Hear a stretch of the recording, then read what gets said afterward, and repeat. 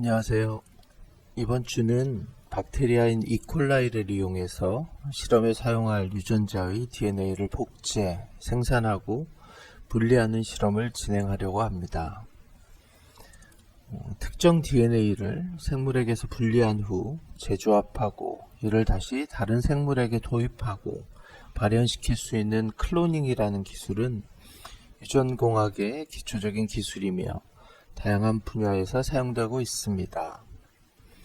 세포 내에서 수행되고 있는 특정 유전자의 기능을 밝히는 분자생물학적 분야나 특정 유전자들이 생산하는 유용 단백질들을 대량 생산하고 사용하는 산업적 분야 등이 그 예가 될 수 있겠습니다.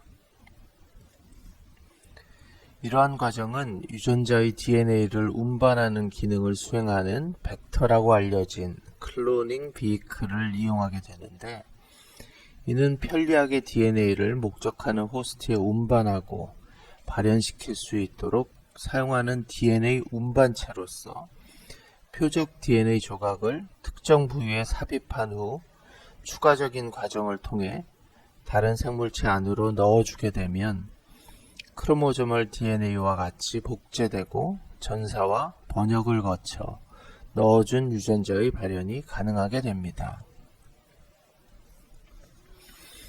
즉, 구조적으로 다른 생물체로의 이동이 쉬워야 한다는 것뿐만 아니라 운반한 DNA가 생물체 내에서 발현하고 정상적인 단백질로서의 생산이 가능해야 하므로 벡터는 몇 가지 필수적인 구성 조건이 필요합니다.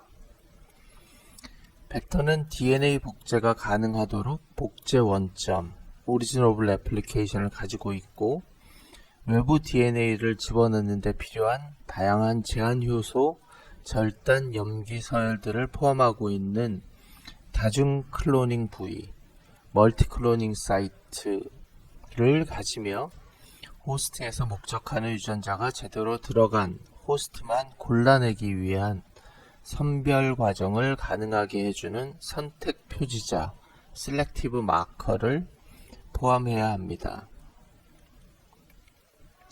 추가로 단백질 발현에 쓰이는 DNA 운반체는 복제 원점, 선택 표지자, 다중 클로닝 부위 외에도 프로모터 서열과 라이보조멀 바인딩 사이트가 포함되어 있어야 합니다.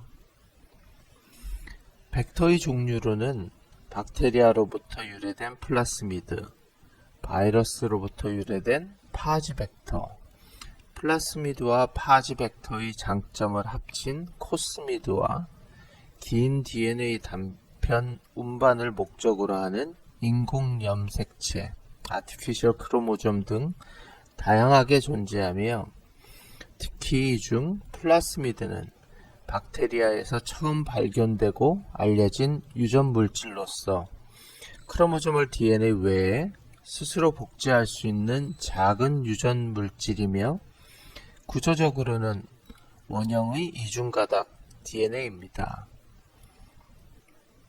박테리아 외에도 다른 종의 세포 내에도 전달될 수 있다는 특징을 바탕으로 벡터로 개발되었으며, 크기가 작고 정제가 쉬워 실험용 벡터로 널리 쓰이고 있고, 복제와 증식 능력이 뛰어난 박테리아에 도입한다면 짧은 시간 내에 원하는 유전자 DNA를 대량 생산하여 실험에 사용할 수 있습니다.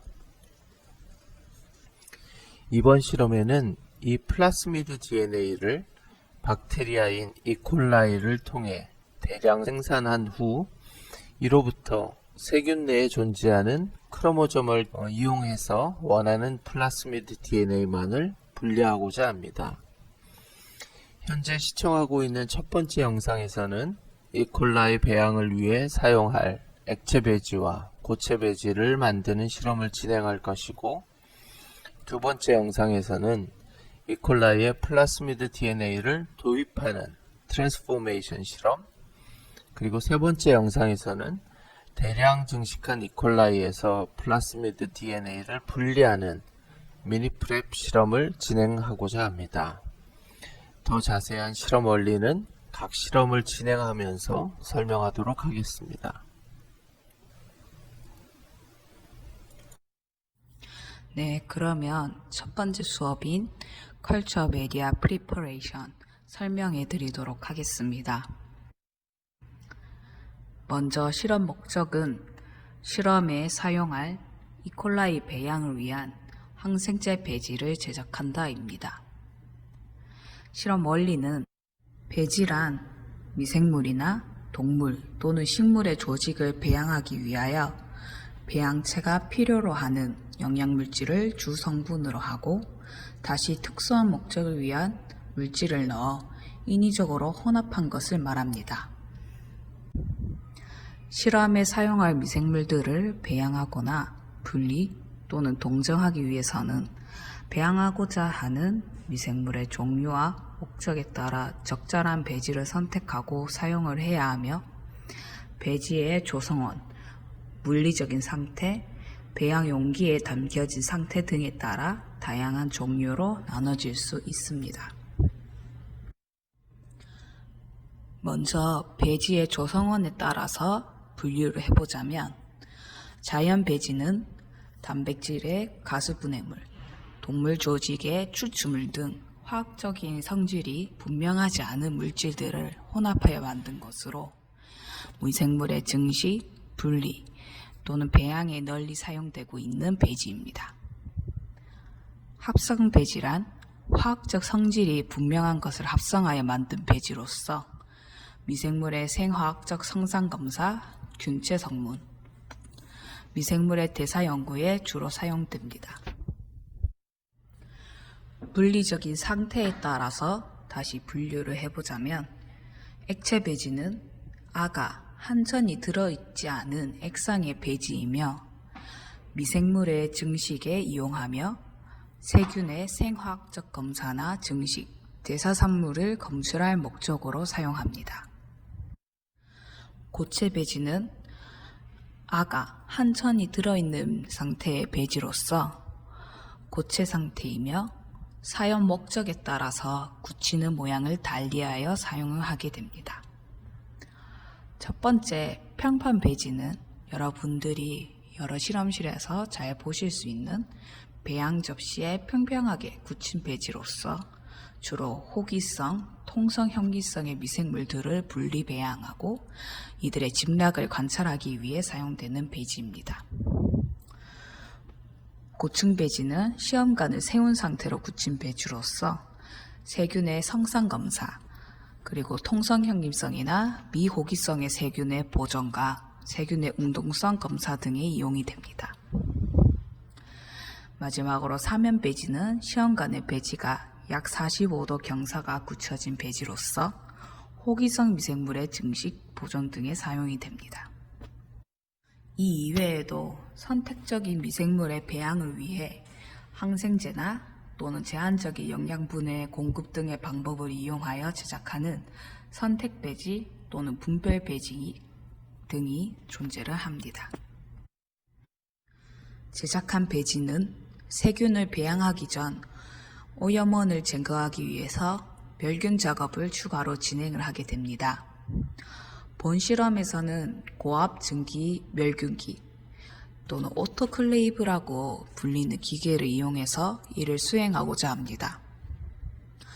이는 밀폐된 용기 내에서 가압 증기에 의한 멸균 방법으로서 121도씨 15psi 가압 증기로 15분에서 20분 동안 처리를 하여 진행을 하게 되는데 대체로 배지의 멸균은 이와 같은 고압 증기 멸균법으로 행하고 있습니다. 그 이유는 배지에 함유되어 있는 여러 영양물질 가운데 이런 높은 열에 의해서 파괴되는 것이 많으나 이 배지를 고온 증기 멸균을 하게 되면 배지의 영양물질들이 파괴되는 속도보다 잡균의 사멸 속도가 더 빠르기 때문에 이 방법을 이용해서 멸균 작업을 진행을 하고 있습니다. 특히 이 온도는 고온에서도 버틸 수 있는 미생물의 스포, 포자까지 사멸시킬 수 있다는 특징을 가지기 때문에 멸균 작업을 하는 데 있어서 효율적으로 수행을 할 수 있습니다.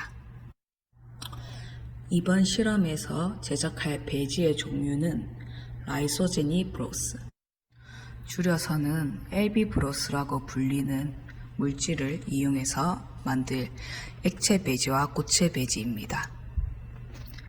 이는 합성 배지의 한 종류로서 일반적인 박테리아 배양에 널리 사용되는 종류이며, 특히 외부에서 넣어준 DNA에서 발현되는 항생제 내성 유전자를 통한 선별 과정에 이용하기 위해서 항생제를 추가적으로 첨가를 하고자 합니다. 실험 재료를 살펴보시면 LB 브로스, 아가, 전자저울, 유리병, 유리삼각 플라스크, 실린더, 증류수, 오토클레이브와 은박지입니다. 전체적인 실험 방법을 설명을 해드리자면, 첫 번째, 배지에 들어갈 재료들을 각각 무게를 재고 용기에 증류수를 먼저 넣어준 다음 부어서 녹여준다. 액체 배지는 총 토탈 볼륨 700ml를 만들 것이기 때문에 증류수 700ml에 LB 브로스 17.5g을 넣어줄 것이고, 고체 배지는 총 토탈 볼륨 200ml를 만들 것이기 때문에 증류수 200ml에 LB 브로스는 5g, 그리고 고체 배지를 만드는 데 필요한 아가는 3g을 추가적으로 첨가할 것입니다. 두 번째, 용기 입구에 은박지를 씌우고 오토클레이브를 통해서 멸균 작업을 실시한다. 세 번째, 멸균 작업이 끝난 배지를 식혀주고 필요한 항생제를 넣어준다. 이때 항생제의 농도는 마지막에 50 마이크로그램 per 밀리리터가 되도록 넣어줄 것입니다. 네 번째, 항생제가 잘 섞이게끔 배지를 흔들어 준 다음, 다섯 번째, 고체 배지는 굳힐 용기에 부어서 굳혀주고, 다 굳혀지면 액체 배지와 함께 냉장고에 보관하여 사용하면 됩니다. 그럼 이제부터 같이 실험 영상을 시청을 하면서 설명해 드리도록 하겠습니다. 먼저 실험에 사용할 유리병과 유리 삼각 플라스크입니다. 왜 유리를 사용하는지에 대한 설명을 드리자면, 앞서 설명드린 멸균 작업이 매우 고온을 통해 이루어지는 과정이기 때문에 플라스틱과 같은 재질은 손상될 수 있기 때문입니다. 이번 실험의 주 재료인 LB 브로스는 미생물이 생장하는 데 필요한 탄소원, 아미노산, 비타민 등 다양한 영양물질이 함유된 효모 추출물과 우유 단백질인 카제인을 분해하여 단백질 공급원이 되는 트립톤, 세포가 영양분이나 분자 등을 세포 내로 수송할 때 겪게 되는 삼투압에 의하여 터지지 않도록 해주는 염화나트륨이 첨가되어 있습니다. 아가는 특히 고체 배지에 들어가는 성분으로서 호뭅가사리에서 추출한 성분으로 배지를 굳게 하는 역할을 합니다. 전자저울을 이용해서 각 배지에 들어가는 재료들을 필요한 양만큼 덜어내는 작업을 시작하는데, 보시면 작은 바람에도 저울의 무게가 왔다 갔다 하시는 걸 볼 수 있습니다. 그렇기 때문에 측정할 때는 주변에 바람을 일으킬 만한 에어컨 같은 기계들의 작동은 잠시 중지시키는 것이 좋습니다. 덜어낼 용기를 올리고 용기의 무게를 제어하기 위해 0점을 맞추는 버튼을 누른 다음 필요한 재료들을 덜어냅니다. 재료를 덜어낼 땐 옮기는 과정 중에 흘리던 일이 빈번하기 때문에 입구를 최대한 용기와 가까이 하여 덜어내는 것이 편리합니다. 먼저 액체 배지에 들어갈 재료를 덜어내놓고 실린더를 이용하여 필요한 증류수 양을 측정하고 준비한 뒤 각 용기에 부어줍니다. 먼저 물을 부어주는 이유는 나중에 들어갈 가루들이 바닥에 있는 것보다 이렇게 증류수 위로 뿌리고 섞어주는 것이 녹이는 데 보다 효율적이기 때문입니다. 가루를 넣어줄 때에는 최대한 벽면에 묻지 않고 모든 양이 들어갈 수 있게끔 털어서 넣어줍니다.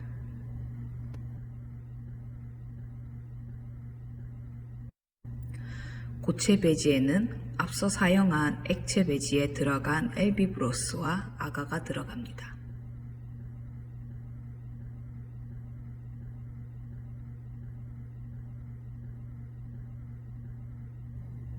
마찬가지로 최대한 벽면에 묻지 않게 잘 넣어주도록 합니다. 그 후 은박지를 통해 입구를 감싸주게 되는데 멸균 작업에서 수증기가 쓰이기 때문에 물이 들어가는 것을 막는 게 주 목적이며 또한 고압으로 올라가는 작업이기 때문에 유리병과 같은 뚜껑이 있는 용기들은 뚜껑을 헐렁하게 닫아서 압으로 인해 용기가 터지는 불상사를 막도록 합니다. 오토클레이브입니다. 살펴보시면 안쪽에 열선이 있는데 이 열선이 타지 않도록 물에 잠길 때까지 증류수를 부어 주어야 합니다.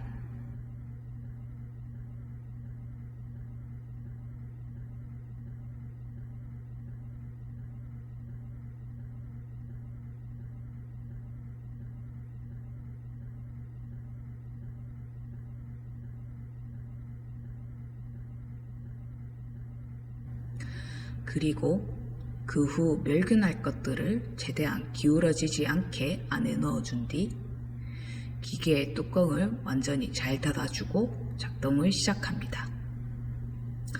121도씨에서 18분 동안 멸균 작업을 하도록 세팅이 되어 있는데 사실 기계가 온도와 압력을 올리고 121도씨가 되는 시점부터 18분 동안 멸균 작업이 시작되는 것이기 때문에 온도와 압력이 올라가고 또 안전을 위해 다시 온도와 압력이 내려가는 과정을 기다려야 하며 따라서 실질적으로는 약 2시간 정도 소요된다고 보시면 되겠습니다. 멸균이 끝난 배지들은 오염원가의 노출을 막기 위해서 클린벤치 안에서 작업을 하도록 하게 됩니다. 고체 배지는 온도가 내려갈수록 점점 굳기 때문에 굳힐 용기를 미리 준비해 놓고 빠르게 작업을 실시할 수 있도록 해야 합니다. 실험에서 사용할 항생제는 엠피실린과 카나마이신입니다. 실험실에서 자주 쓰이는 대표적인 항생제들이고 저희 실험실에서는 이 항생제들을 50mg/ml로 스탁하여 보관을 하고 있고 배지에는 앞서 설명드린 대로 50μg/ml가 되도록 넣어주도록 할 것입니다. 항생제들은 너무 높은 온도에 노출시키면 파괴되기 때문에 멸균이 끝난 고체 배지는 항생제가 손상되지 않으면서도 아가로 인해 굳지 않는 온도까지 식혀주어야 합니다. 카다마이신을 첨가할 고체 배지의 토탈 볼륨은 200ml이었기 때문에 항생제의 스탁은 200마이크로리터를 넣어줄 것입니다. 카나마이신은 빛에 노출되면 구조가 파괴되므로 보시는 것처럼 빛이 차단되는 갈색 용기에 담아 보관합니다. 입구 쪽에 오염이 가장 빈번하므로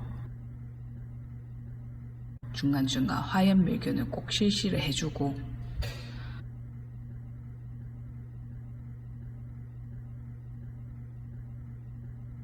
항생제를 넣을 때도 마찬가지로 벽면에 묻지 않게 배지에 제대로 들어가게끔 넣어줍니다.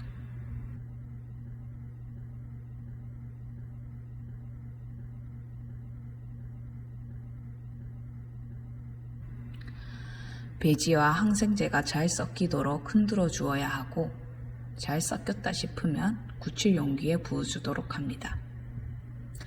평판 배지를 제작하는 과정인데 살펴보시면 너무 얇지도 또는 두껍지도 않게 적당한 양을 넣어주는 것이 좋고, 평평하게 만들어주기 위해 흔들어주는 과정을 거치면 이렇게 골고루 퍼지기 때문에 굳이 부을 때부터 꽉 채우겠다라고 생각은 안 하셔도 됩니다.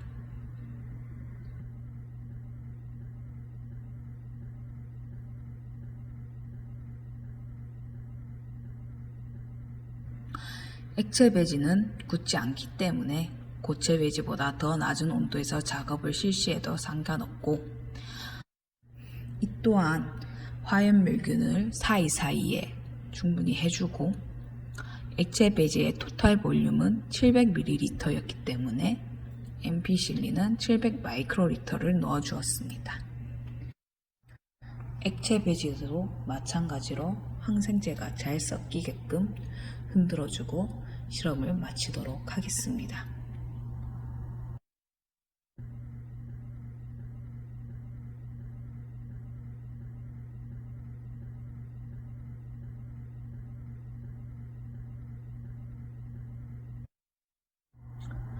실험 결과입니다. 앞서 설명드린 과정을 거쳐서 이번 시간에는 엠피실린이 첨가된 액체 배지와 카나마이신이 첨가된 고체 배지를 제작하였습니다. 배지가 제대로 만들어졌는지 확인하기 위해서는 첨가한 항생제에 대한 저항성 유전자를 가지거나 또는 가지지 않는 미생물들을 배지에 배양해보고 결과를 비교해봄으로써 확인을 해볼 수 있을 것입니다.